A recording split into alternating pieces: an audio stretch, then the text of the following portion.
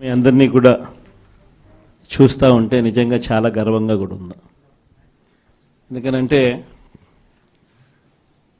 రాజకీయాలలో ఎప్పుడు కూడా విలువలు ఉండాలి, విశ్వసనీయత ఉండాలి అని చాలా గట్టిగా నమ్మిన వ్యక్తిని నేను అలాగే ఉంటాను, పార్టీ కూడా అలాగే ఉండాలని చెప్పి మొట్టమొదటి రోజు నుంచి కూడా ఆశించాను. కానీ ఈసారి మాత్రం మిమ్మల్ని చూసినప్పుడు మీ అందరూ చూపించిన తెగువకు, మీ అందరూ చూపించిన స్ఫూర్తికి నిజంగా మిమ్మల్ని అందరికీ కూడా హ్యాట్స్ ఆఫ్ చెప్పాలి. ఎందుకంటే మొన్న జరిగిన 57 చోట్ల ఉప ఎన్నికలు జరిగాయి. అంటే దాదాపుగా జెడ్పీటీసీ స్థానాలకు, ఎంపీపీ స్థానాలకు, వైస్ ఎంపీపీ స్థానాలకు, కోఆప్షన్ సభ్యుల ఎంపికకు, ఉప సర్పంచులకు సంబంధించిన స్థానాలకు సైతం దాదాపుగా 57 చోట్ల జరిగితే ఒక 7 చోట్ల అధికార పార్టీకి గెలిచే పరిస్థితి లేదు కాబట్టి ఒక 7 చోట్ల ఎన్నికలు వాయిదా వేశారు. మరో 50 చోట్ల ఎన్నికలు వాయిదా వేసే పరిస్థితి లేక ఎన్నికలు జరపక తప్పని పరిస్థితిలో ఎన్నికలు జరిపారు.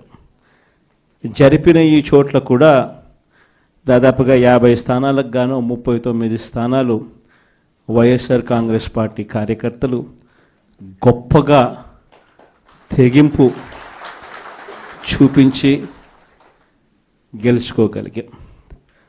నిజంగా ఆశ్చర్యం కలిగించే విషయాలు ఏమిటి అంటే అసలు తెలుగుదేశం పార్టీకి ఇక్కడెక్కడా కూడా కనీసం గెలవడానికి తగ్గ నెంబర్స్ కూడా లేవు. గెలవడానికి కావలసినన్ని సంఖ్యాబలం లేనప్పుడు తెలుగుదేశం పార్టీ ఎందుకు ఈ మాదిరిగా ఎన్నికలు భయాందోళన మధ్య మభ్యపెట్టి, భయపెట్టి, ప్రలోభాలు పెట్టి, దౌర్జన్యాలు చేస్తూ ఎందుకు ఈ ఎన్నికలు నిర్వహిస్తూ ఉన్నారు అనేది వాళ్ళకే తెలియడంలో. చంద్రబాబు నాయుడు అనే వ్యక్తికి నిజంగా బుద్ధి జ్ఞానం రెండూ లేవు. ఇన్ని సంవత్సరాలు ముఖ్యమంత్రిగా పరిపాలన చేశాడని చెప్పుకుంటాడు, కానీ నిజంగా ప్రజాస్వామ్యంలో ఉన్నప్పుడు, మనకు బలం లేనప్పుడు హూందాగా అది వదిలేయాలి.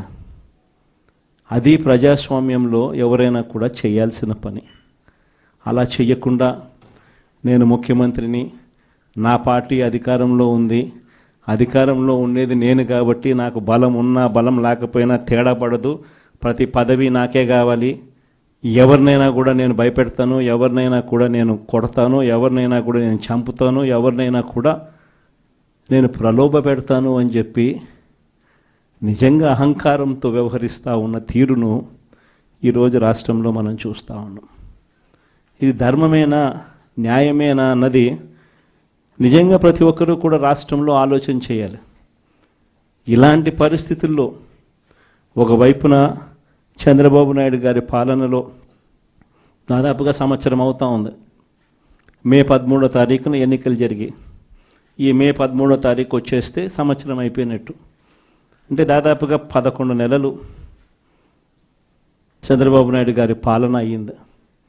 ఈ 11 నెలల కాలంలో ఎక్కడైనా కూడా నాయకుడు అనేవాడు ఎలా ఉండాలి? తాను చేసిన మంచి పనిని చూపించి, నేను ఈ మంచి చేశాను కాబట్టి ప్రజల దగ్గరికి వచ్చి ధైర్యంగా చిరునవ్వుతో ప్రజల మన్ననలు పొందుతూ వాళ్ళ ఆశీర్వాదాలు తీసుకునే కార్యక్రమం ఎక్కడైనా జరగాలి.